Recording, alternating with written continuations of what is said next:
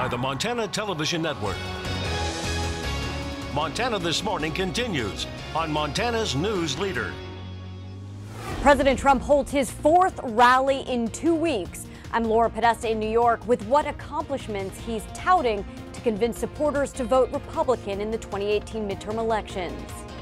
HRDC is finishing its project for affordable homes in Belgrade. I'm Adair Babb, and coming up, I'll give you the inside look.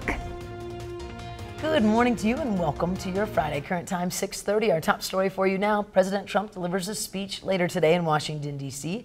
on curbing prescription drug costs. Last night he held another upbeat campaign-style rally in Indiana that touched on a variety of issues. CBS's Laura Podesta has the latest this morning from New York. We are rocking. President Trump greeted a friendly crowd in Elkhart, Indiana Thursday night, urging supporters to vote Republican in the 2018 midterm elections. The strides that we're making have never, ever been made like this before. But it can also disappear if you put fools and if you put the wrong people in. The president continues to celebrate the release of 3 Americans from North Korea and is looking forward to his June 12th summit with North Korean leader Kim Jong-un, which will take place in Singapore. So the relationship is good, and hopefully, for all of us, for the world, hopefully something very good is going to happen. Appealing to constituents in a state that relies on manufacturing, the president hailed his recent directive to impose tariffs on steel and aluminum imports. He also praised the decision to walk away from the 2015 Iran nuclear deal. A deal that would allow Iran to go right to the brink of nuclear weapons. But some Democrats say Iran is now more likely to resume its nuclear program. It means that the nuclear deal over time is more likely to unravel, and Iran may go back to pursuit of highly enriched uranium. Great again. The Indiana rally was the president's 4th in the last 2 weeks. Laura Podesta, CBS News, New York. Now, as a reminder, President Obama suffered big losses in Congress during the 2010 and the 2014 midterm elections, an outcome President Trump obviously hopes to avoid. So there's that. Talking a little bit about the winter storm warnings at higher elevations in just a moment here, as well as Matt joins us. But our top story for you here locally. Water levels on the Gallatin and Jefferson rivers are inching closer to the flood stage. Both rivers are running high and have risen to action level, which is one stage before minor flooding. While some high water has been reported, the water level isn't presently a threat to homes in the area. However, with more rain, snow, and warm weather in the forecast, residents living in low-lying areas near rivers or creeks around the rivers are urged to keep a close eye on water levels and river forecasts to have a plan in place to protect their property. Now would be the opportunity that if you haven't spent a little bit of time, developed a plan on what you need to do to protect your property, now would be the time to do it.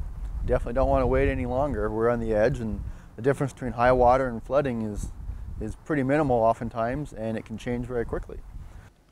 Now, to find out on how to protect your property from potential flooding, head to our websites or listen to Mr. Matt Elwell heeding some warning this morning. There's a lot of issues that we have to deal with, and I've been watching these river levels, and we've shared them every morning, and you just see them creeping up every single day.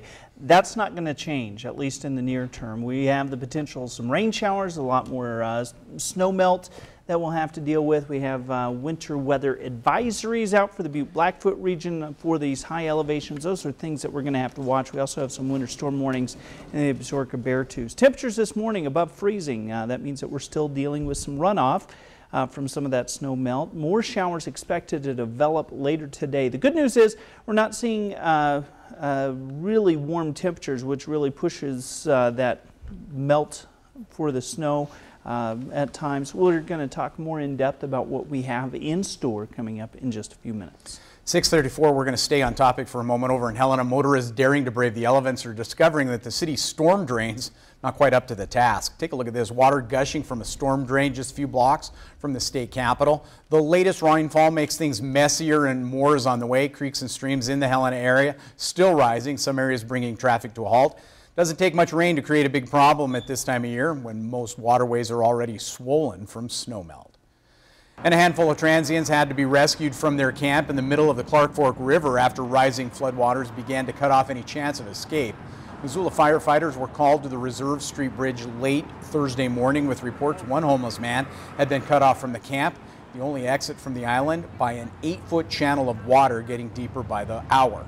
Swift water rescue team geared up and made their way onto the island, crossing the channel adjacent to the bridge, which was already knee-deep and bound to get deeper. Now, while deputies told the other transients it was time to leave the island for their own safety, firefighters reached the elderly man and escorted him to safety. Others were taking their tents, packs, bicycles, and wading to shore. Fire department was working to make arrangements for a bus to get the people to alternative shelters in Missoula. In other news on your Friday morning, Montana Senator Jon Tester and Interior Secretary Ryan Zinke, both former Montana lawmakers, faced off yesterday before the Senate Interior Subcommittee. It was at issue that Zinke's proposal to cut more than $400 million from Land and Water Conservation Fund. In March, lawmakers agreed to set aside $425 million for the fund, but Zinke is proposing that figure to be cut down to just $8.1 million. LWCF is funded at a pittance, $8 million when it should be $900 million. Why should we think that this proposal is going to be any different if it's going to be similar to LWCF? Well, the proposal, which is bipartisan, was also a recommendation from numerous commission studies. I got you. But it also expands it, and the idea is this. It is a sound and prudent policy. It's fine if it's done, and LWCF is a sound and prudent policy, too, to take offshore drilling revenues and put $900 million towards this project in 1978 dollars, and they're not near as much now as they were in 78, and we're funding it, I don't know, 1% of what it should be. And this is why there's two branches of government, and why I'm committed to work with you. Now, since 1965, Montana has issued the Land and Water Conservation Fund to create fishing access sites and expand access to hunting areas and hiking trails in the state. Shifting gears a bit, Gallatin County's HRDC finishing up a new affordable housing village. MTN's Medeiros Babb takes us to the front door of these nearly finished homes. This will be another great ability to drive by here and see what we've done. Volunteers are picking up brushes and rollers to paint this house green. Stuart Binnenstock, along with other employees from Keller Williams, stepped away from the office to volunteer in getting these homes move-in ready. It really feels amazing to go past something that you've done and said, we helped out with that. We made a difference. These houses were bought by HRDC last year from the Bakken field to create lower income housing opportunities in Belgrade. I think probably over 700 families that are actively looking right now for something that they can afford and be able to pay the rent on a monthly basis. So, you know, 20 is just a drop in the bucket, but every little bit counts. There are 20 homes in Manacucci Square. 16 of them are 2 bedrooms, 4 of them are 1 bedrooms, and the rent for these homes ranges from $800 to $960 each month. Well, you know, we feel like affordable housing should be just like all of the rest of the housing in a community. And so we want to create a place where people are proud to call their home, but it also still provides them with the opportunity to live affordably. HRDC says once the houses are painted and the landscape is finished, new tenants will be able to move in. In Belgrade, Medeiros Babb, MTN News. By the way, those homes come fully furnished. HRDC says the earliest people will start moving in tonight. That is fabulous. An Irving Elementary School celebrated various cultures yesterday for its International Day Assembly. Students kindergarten through 5th grade are singing It's a Small World at the beginning of the program. Each year, Irving School has had a class perform a song and a dance from countries from around the world. Principal Adrian Avincula says being with MSU at Bozeman, kids of all different nationalities attend Irving. He says the program helps children be proud of their different cultures and their heritage. This is a special moment, and this is such a big piece of our community, and it's just a fun way to celebrate all of the great things that happen within our building, within all the families that we meet that are part of our school. Now the school will continue the international celebration into today when speakers from different nationalities will give presentations.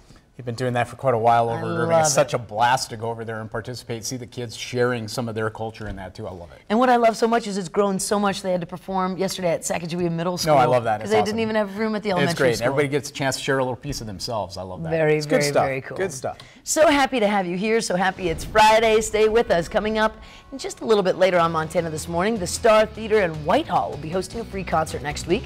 However, the musicians have a few more challenges than just getting the script down.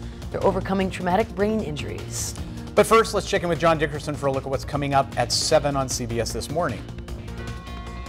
Ahead on CBS This Morning, we'll take you inside federal air marshal training after a scathing report on alcohol abuse, harassment, and low morale.